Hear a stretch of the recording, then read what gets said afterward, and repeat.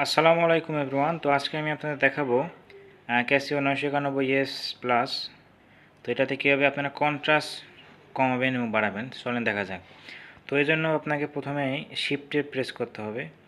Shift press করার পরে mode and দেন নিচের দিকে একটু যেতে হবে আপনাদেরকে। নিচে গেলে এখানে দিতে পারছেন কন্ট্রাস্ট।